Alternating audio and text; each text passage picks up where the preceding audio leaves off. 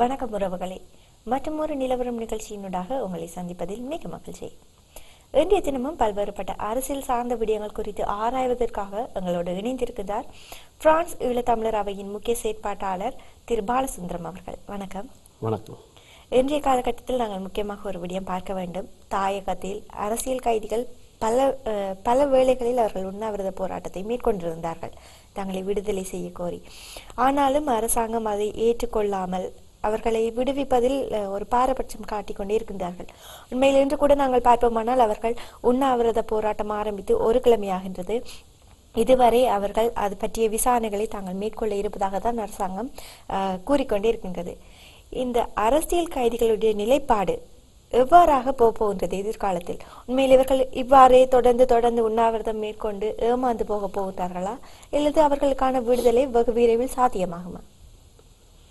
நீண்ட காலமாக அரசியல் வரலாற்றை பார்த்தால் எங்களுக்கான தீர்வோ அல்லாட்டிகள் எங்களுக்கான ஏதாவது ஒரு சாதகமான நடவடிக்கைகளோ இந்த அரசாங்கத்தால் பேச்சளவில் சொல்லப்பட்டதை தவிர, ஆனால் செயலளவில் செய்யப்பட்டது மிக மிக குறைவென்றே சொல்லலாம்.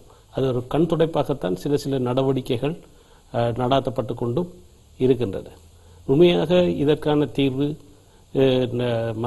தமிழ் மக்களுக்கான தீர்வு கிடைக்கும் என்று ஜனவரி 8 நடைபெற்ற 2015 ஜனவரி 8 அந்த தேர்தலுக்கு ஜனாதிபதி வரும் பொழுது அவர்களுக்கான தீர்வுகள் தரப்படும், இந்த அரசியல் கைதிகள் விடுவிக்கப்படும் என்ற அந்த அடிப்படையான சில விஷயங்களோடு தான் அவர்கள் தமிழ் மக்களுடைய பெருவாரியான வாக்குகளை பெற்று புதிய ஜனாதிபதி தெரிவு செய்யப்பட்டார்.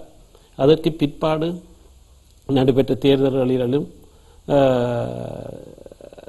தமிழர் கூட்டமைப்பு பல உறுதிப்பாடுகளை கொடுத்துத்தான் அந்த தேர்தலையும் தங்களை வெற்றி பெற வைத்தார்கள். ஆனால் அந்த கொடுக்கப்பட்ட உறுதிப்பாடுகள் எதுவும் நடைமுறைக்கு வந்ததாக இன்று வரை இல்லை என்றுதான் சொல்லலாம். அதில் முக்கியமாக இந்த அரசியல் கைதிகள் விடுவிப்பு என்பது ஒரு முக்கிய பங்கு வகித்த விடயம். ஆனால் இன்று அவர்கள் கூறும் குற்றச்சாட்டு என்னவென்று சொன்னால், கூட்டமைப்பை சார்ந்தவர்கள் கூறும் குற்றச்சாட்டு என்னவென்று சொன்னால், அரசாங்கம் இதுக்கு சரியான நடவடிக்கை எடுக்கவில்லை என்று தங்கள கையில் இல்லாத மாதிரியான பேச்சுக்கள் இன்றைக்கு வெளிவந்து கொண்டிருக்கின்றன. இது ஆரோக்கியமானது அல்ல. இது எங்களுடைய அரசியல் தலைமை தாங்குவதற்கு, அதாவது தமிழர்களுடைய விடுதலைக்கான அரசியலை தலைமை தாங்குவதற்குரிய கட்சிகள் சொல்லக்கூடிய வாக்கியம் அல்ல. அவர்கள் குறிப்பிட்ட ஒரு விடயம் கூட அங்கு இருந்தது, அரசியல் கைதிகள் என்பவர்கள் யாரும் அங்கு இல்லை என்ற மாதிரியான ஒரு கருத்தை கூட இதுல அரசியல் கைதிகள் யாருமே இல்லை என்ற ஒரு நிலைப்பாடும் இருக்குது. ஆனால் அரசியல் கைதிகள் யாரும் இல்லை என்று சொன்னால், இங்கு இன்றைக்கு உண்ணாவிரதம் இருக்கக்கூடிய 14 பேர் ஒரு சிறைச்சாலையிலும் 2 பேர் இன்னொரு சிறைச்சாலையிலும் உண்ணாவிரதம் இருக்கிறார்கள். 15 பேர் இருந்ததில் ஒரு ஆளை விடுதலை செய்திருக்கிறார்கள். இவர்கள் ஏன், இவர்களுக்கான குற்ற பத்திரிகை ஏன் தாக்கல் செய்யப்படவில்லை என்ற கேள்வி இருக்கிறது. அதே நேரத்தில் இது ஒரு விசேட நீதிமன்றத்துக்கு கீழ் செயற்படுவதால் இவர்களுடைய வழக்குகள் வருடக்கணக்காக தள்ளி போய்கொண்டு இருக்குது. சாதாரண நீதிமன்றத்துக்குள் அந்த வழக்குகளை கொண்டு போய் தாக்கல் செய்தால் அவர் ஒரு வருட, சாதாரண சட்டத்துக்குள் 1 வருட காலத்துக்குள் அந்த வழக்கல் நீதிமன்றத்துக்கு எடுக்க வேண்டும். இது விசேட நீதிமன்றம் என்று கூறி பயங்கரவாத தடை சட்டத்துக்கு கீழே கைது செய்யப்பட்டவர்கள் இன்று 3 வருடம் 4 வருடத்துக்கு மேலே அவர்கள் கூடிய காலம் சிறையில் இருக்கிறார்கள். எந்தவித குற்ற பத்திரிகைகளும் தாக்கல் செய்யாத வகையில். அப்ப இது சுமூகமான சூழ்நிலையில் தீர்த்து வைக்கப்படும் என்றது கேள்விக்குறிதான். இது வேணுமென்று இழுத்தடிக்கப்படுகிற விடயம். இதை ஒரு அரசியலுக்குரிய தங்களுடைய நகர்வுகளுக்கான ஒரு காயாக நகர்த்தி கொண்டிருக்கிறார்களோ என்ற கேள்வி கூடி இன்றைக்கு இருக்குது. இந்த இதில் இன்றைக்கு 16 பேருடைய உயிர்கள் கேள்விக்குரியான இடத்துல இருக்குது. இதற்கான தீர்வு எப்படி எடுப்பார்கள் என்றது வந்து இன்று வரையும் எந்த இதுவும் இல்லை.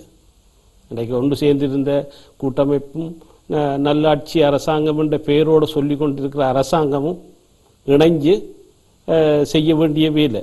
ஆனால் இணைஞ்சு செய்கிறோம் என்று தேர்தல் விஞ்ஞாபனத்திலேயே அவருடைய தேர்தல் போது எங்களுக்கு தரப்பட்ட உறுதிப்பாடு இன்றைக்கு ஒரு பக்கம் கை விரிக்கிறது, மற்ற பக்கம் வாய மூடிக்கொண்டிருக்கு. இதுதான் இந்த நிலைமை. அப்போ இந்த நிலைமை வந்து எப்படி தீரப்போகுது? ஆனால் இதுக்கான ஒரு தீர்வு, அப்படி ஒரு சில தீர்வுகள் எடுக்கப்பட்டாலும் அது சர்வதேச அரசாங்கங்களை கண் துடைப்பு செய்யக்கூடிய வகையில் எடுக்கப்படுமே தவிர உள ரீதியாக எடுக்கப்படுமான்றது அடுத்த கேள்வி. உள ரீதியாக எடுக்கப்பட்டால் தான் தமிழர்களுக்கான தீர்வுக்கான அடுத்த நடவடிக்கைக்குள்ள நாங்கள் போகலாம். அப்ப அந்த அடுத்த நடவடிக்கையை இழுத்தடிப்பதற்காக இதை இழுத்தடித்துக் கொண்டிருந்தால் அதுக்குள்ள போக முடியாது. இது ஒரு அரசியல் விளையாட்டாக, சித்து விளையாட்டாகத்தான் நடைபெற்றுக் கொண்டிருக்கிறதான் பார்க்கணும். நிச்சயமாக தாயகத்தில் தமிழர் பிரச்சனைகள் பல்வேறு கட்டம் பிரிவாக இருக்கின்றது. ஒன்று நில விடுவிப்பு, இராணுவ மயமாக்கல் குறைக்கப்படல் வேண்டும், அத்துடன் அரசியல் கைதிகள் விடுதலை செய்யப்பட வேண்டும் என்ற பல கட்டமைப்புகள் இருக்கின்றது. இதில் முக்கியமாக ஒன்று அரசியல் கைதிகளுடைய விவகாரம் குறித்து இப்போது பார்த்திருந்தோம். அடுத்த கட்ட நடவடிக்கையாக தற்போது புதிதாக வடமாகாணத்திற்கான புதிய ஆளுநர் ஒருவர் நியமிக்கப்பட்டிருக்கின்றார். அவரும் கூட ஒரு சிங்களவர். ஆனாலும் அவர் தற்சமயம் குறிப்பிட்டிருக்கின்றார், மக்களுடைய வடக்கு மக்களுடைய காணிகள் வெகு விரைவில் விடுவிக்கப்பட வேண்டும். அதற்கான அறிக்கையை 6 மாத காலத்திற்குள் அரசு அதிபர் அவர்கள் தன்னிடம் தருமாறு கோரியிருக்கின்றார் என்றும், அதற்கு பிற்பாடு அவர்களுடைய காணிகள் விடுவிக்கப்படும் என்றும் கூட குறிப்பிட்டிருக்கின்றார். இந்த காணி விடுவிப்பு குறித்து இவ்வளவு நாளமும் அரசு அதிபருக்கு தெரியாதா, அல்லது அவர் வெறும் கண் துடைப்புக்காக மட்டுமே இந்த 6 மாத காலத்தை கேட்கின்றாரா, அது முடிய இந்த காணிகள் விடுவிக்கப்படுமா என்ற ஒரு கேள்வி கூட என்னிடம் இருக்கின்றது. என்ன என்று சொன்னால், ஒரு புதிதாக ஒருவர் தன்னுடைய பொறுப்பை ஏற்றவுடன் பல விடயங்களை தான் செய்ய போவதாகத்தான் எந்த சந்தர்ப்பத்திலும் கூறிக்கொண்டிருக்கிறார்கள். ஆனால் அவர் கூறின வார்த்தையில 6 மாதத்துக்குள் இந்த காணிகள் விடுவிக்கப்படும் என்ற விடயத்தை ஜனாதிபதி அவர்கள் தனக்கு உறுதிப்பாடு தந்துள்ளார் என்றதுதான் அவருடைய வாக்கியத்தின், அவருடைய அறிக்கையினுடைய வாக்கியம்.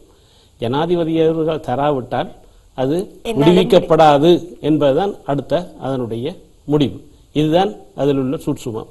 அப்ப நாங்கள் அவர்கள் விட்ட அறிக்கைகள் எல்லாம் அவர்கள் சொல்லுகிற மாதிரி நடக்கிறார்களா என்றது வந்து நடைமுறையினூடாகத்தான் நாங்கள் பார்க்க வேண்டியவர்களாக இருக்கிறோம். ஏற்கனவே நாங்கள் எங்களுடைய இந்த போராட்டங்களில் வந்து இந்த விடுதலை, இந்த ஒப்பந்தங்கள், உறுதிப்பாடுகள் எல்லாத்தையும் கண்டுகொண்டுதான் வந்திருக்கின்றோம். ஆனால் அந்த உறுதிப்பாடு, ஒப்பந்தங்கள் இவைகளில் வந்து எந்தளவு தூரம் எங்களுக்கு சாதகமான, அதாவது சொல்லப்பட்ட விடயம் நடைமுறைக்கு வந்ததுன்றதை நாங்கள் ஆராய்ந்து பார்த்தால் இந்த இதுக்குரிய விடை எங்களுக்கு தெரியும் என்று எண்ணுகிறேன். ஆனால் அப்படி விடுவிக்கப்பட்டால் அது வரவேற்கத்தக்க விடயம். நிச்சயமாக. ஆனால் வலிவடக்கு மக்கள் கூட குறிப்பிட்டிருக்கின்றார்கள், வெகு சீக்கிரத்தில் தங்களுடைய காணிகள் மீள் திருப்பி அளிக்காவிட்டால் தாங்கள் வன்முறை கையாளுவோம் என்று கூட குறிப்பிட்டிருக்கின்றார்கள். வன்முறைக்கு அப்படியாக கூறவே தாங்கள் வந்து வெள்ளைக்கொடி ஏந்தி கொண்டு தங்களுடைய பிரதேசங்களுக்குள் செல்லுவோம் என்றுதான் சொல்லியிருக்கணும். ஆனால் அந்த வெள்ளைக்கொடி ஏந்தி கொண்டு அங்கு செல்லும் பொழுது அதற்கான பிரதிபலிப்பு எப்படி இருக்கும் என்றதுதான் நாங்கள் பார்க்க வேண்டும். ஏனென்றால் ஏற்கனவே வெள்ளைக்கொடி ஏந்தி கொண்டு போனவர்களுக்கு என்ன நடந்தது என்றது எங்களுடைய வரலாற்றில் பதிவாகி இருக்குது. ஆனால் அதையும் வந்து இன்றைக்கு ஸ்ரீலங்கா அரசாங்கம் மறைத்து கொண்டிருக்கின்றது, மறைக்க முயன்று கொண்டிருக்கின்றது, பெருவாரியாக மறைத்து விட்டது. அதை மறக்க பண்ணுவதில் தான் அவர்கள் கவனமாக இருக்கிறார்கள். ஆனால் இன்றைக்கு நாங்கள் அந்த இழப்புகளை, எங்களுக்கு நடந்த அவலங்களை வெளியில் சொல்வதற்கோ அல்லது அதை திரும்ப திரும்ப நினைவூட்டுவதற்கோ மறக்கக்கூடாது.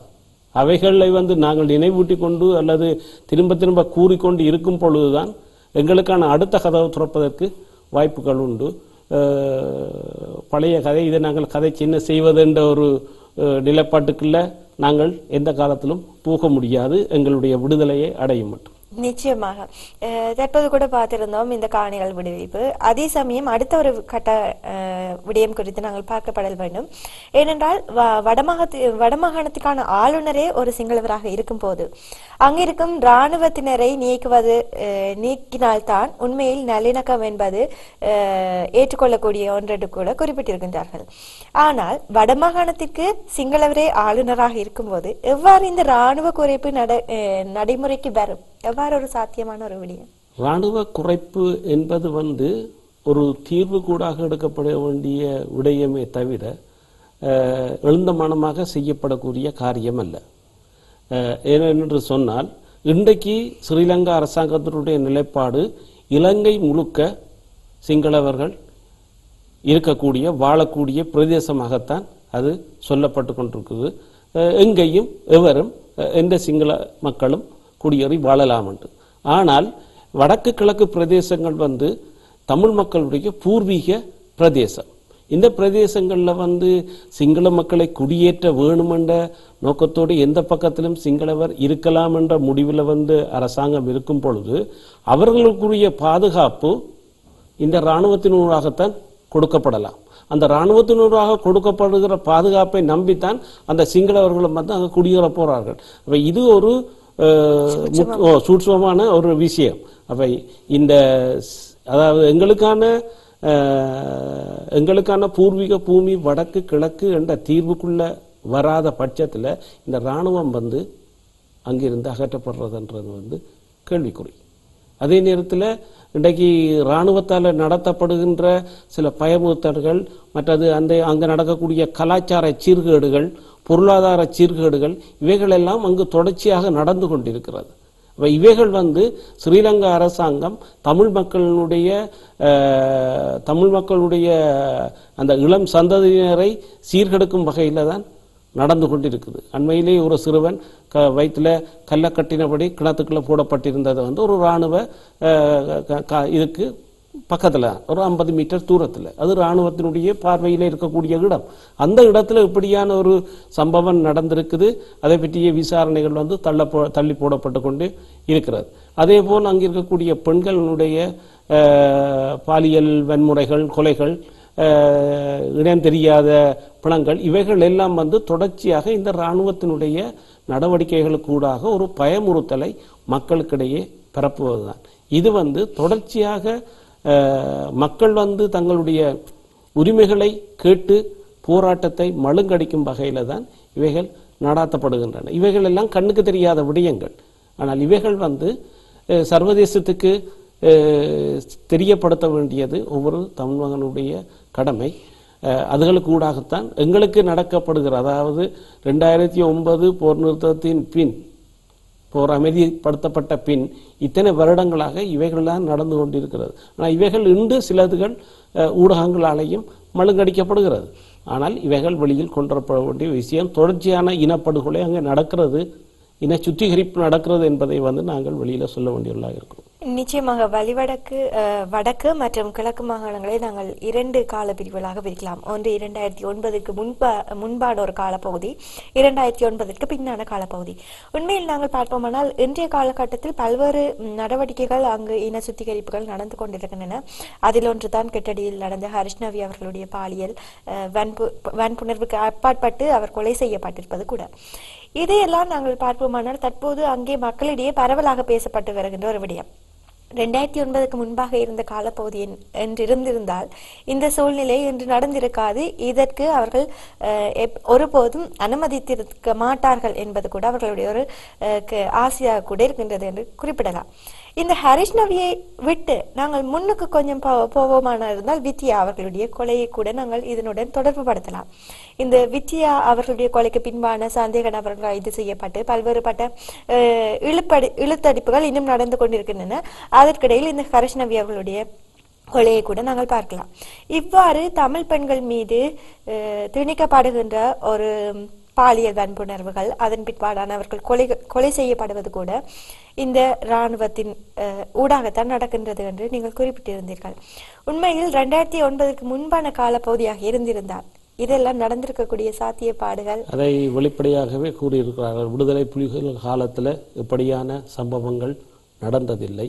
விடுதலை புலிகள் தங்களுடைய நில அரசை நடத்திய பொழுது ஒரு பெண் நடுச்சாமத்திலும் வீதியால் நடந்து செல்லக்கூடிய ஒரு சூழல் இருந்தது. அந்த அளவுக்கு அந்த கட்டமைப்பு தன்னுடைய நிர்வாக கட்டமைப்பை சீராகவும் பலமாகவும் வைத்திருந்தது. அதே நேரத்தில் அதற்காக எடுக்கப்படுகின்ற நடவடிக்கைகள் உடனடியாக நடவடிக்கைகளும் மற்றது அதை ஒரு அது செய்கிறவருக்கான ஒரு பாடத்தை ஏற்படுத்தக்கூடிய வகையிலும் அந்த நடவடிக்கைகள் அதாவது தண்டனைகள் அமைந்திருந்தது.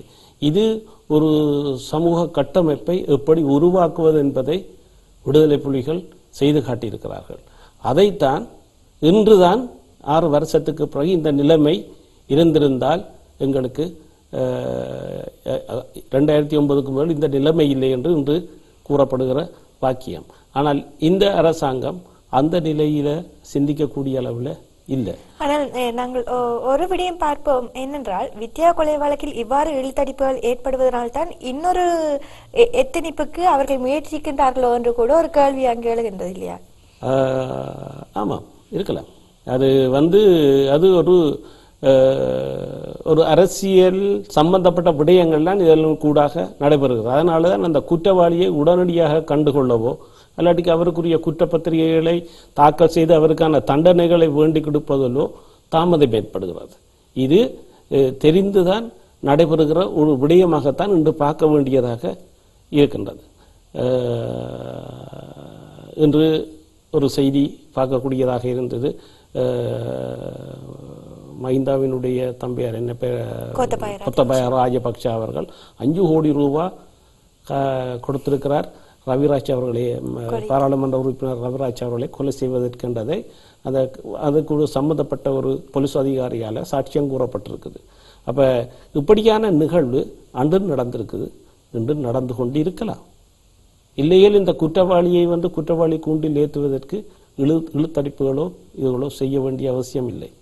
அப்ப அன்று ஒரு பகுதியால் செய்யப்பட்டு தொடர்ச்சியாக அது நடைபெற்றுக் கொண்டிருக்கிறது. அதுதான் அந்த நடைமுறையாக நாங்கள் பார்க்கலாம். நிச்சயமாக பல்வேறுபட்ட சிக்கல்கள் அங்கு இன்னும் நடந்து கொண்டிருக்கின்றன. இவை அனைத்தும் வெகு விரைவில் ஒரு முடிவுக்கு கொண்டு வர வேண்டும் என்பதுதான் எங்களுடைய ஒரு ஆசையாக கூட இருக்கின்றது. இது மட்டுமில்லாமல் நாங்கள் முக்கியமாக ஒரு விடயம் குறித்து பார்க்கப்படல் வேண்டும்.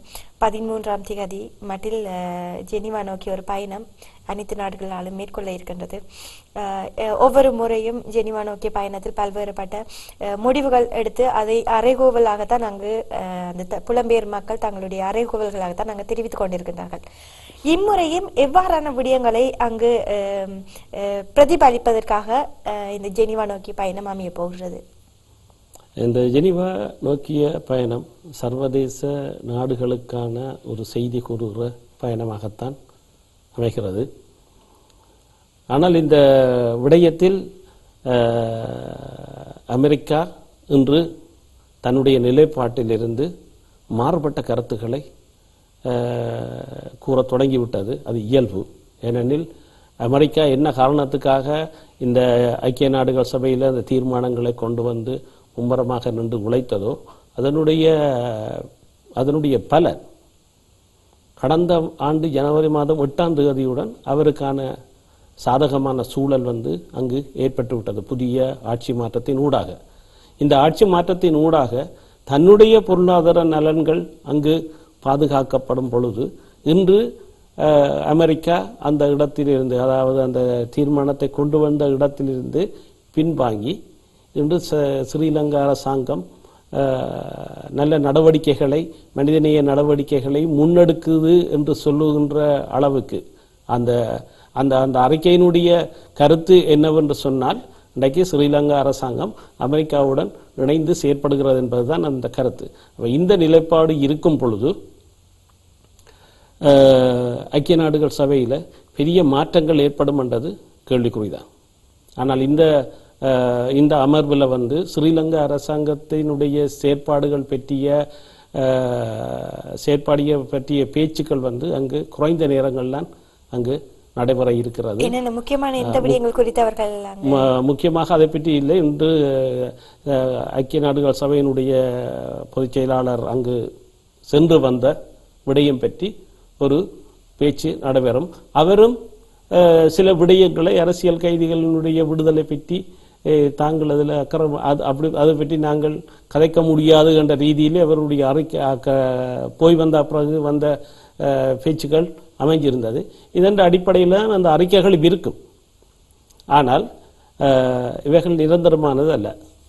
நாங்கள் தொடர்ந்து எங்களுக்கான தேவைகளை நாங்கள் தொடர்ந்து சொல்ல வேண்டியவர்களாக இருக்கின்றோம்.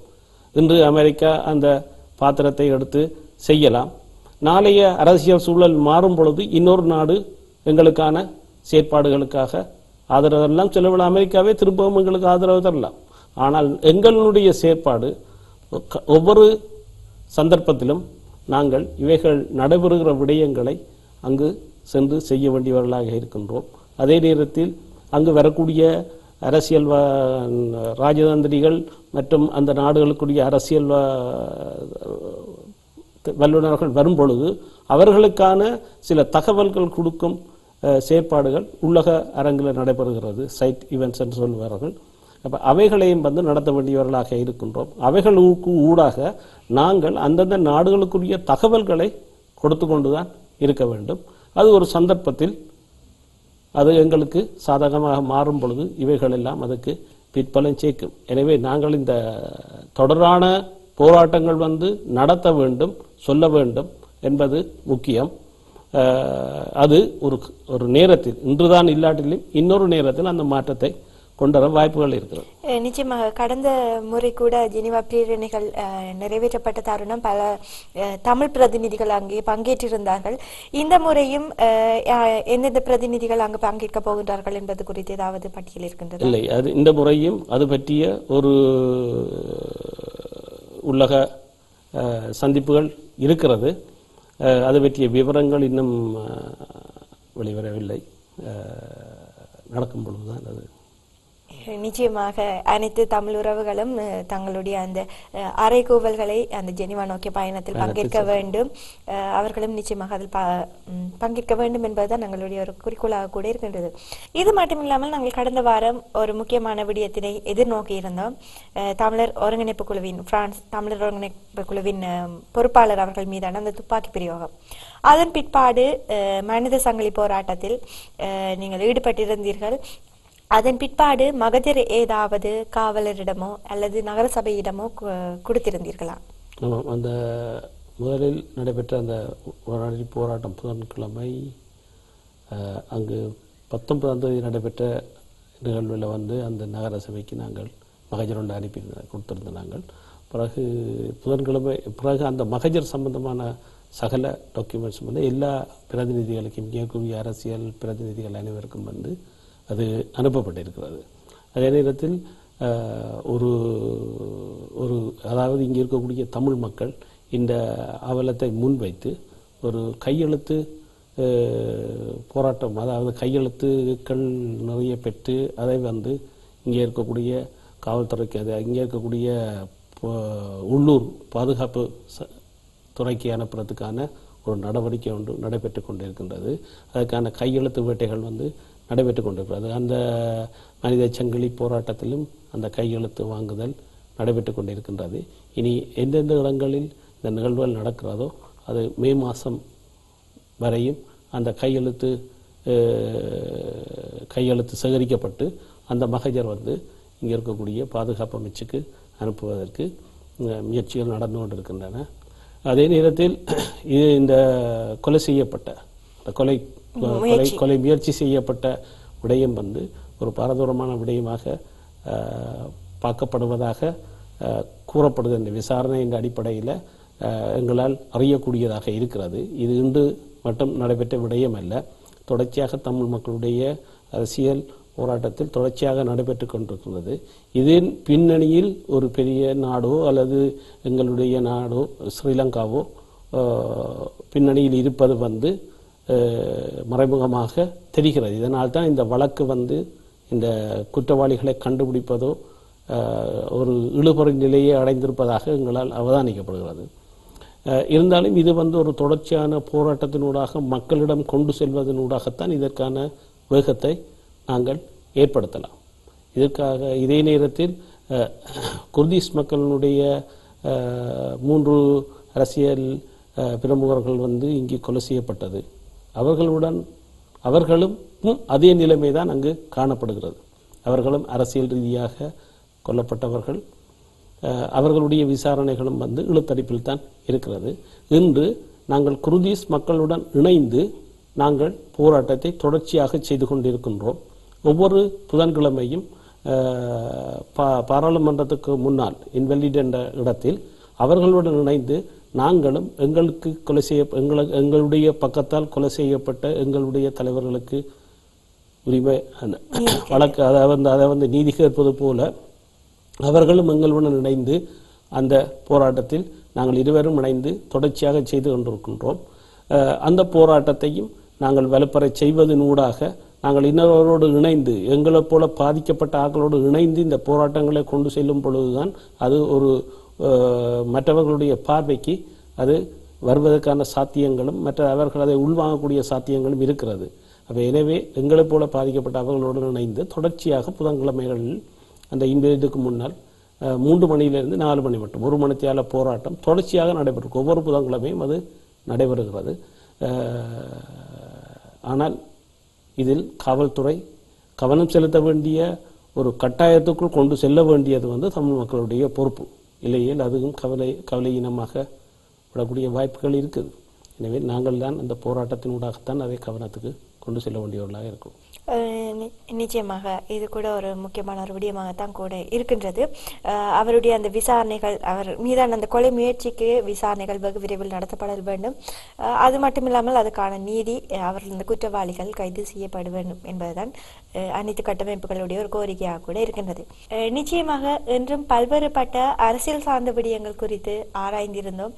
அதுவும் குறிப்பாக அரசியல் கைதிகளுடைய விவகாரம், தமிழ் மக்களுடைய காணிகள் விடுவிப்பு என்பது பற்றியெல்லாம் எங்களோடு ஆராய்ந்திருந்தார். மற்றும் ஒரு நிலவரம் நிகழ்ச்சியில் உங்களை சந்திக்கும் வரை உங்களிடமிருந்து விடைபெற்றுக் கொள்கின்றோம். நன்றி, வணக்கம். நன்றி, வணக்கம்.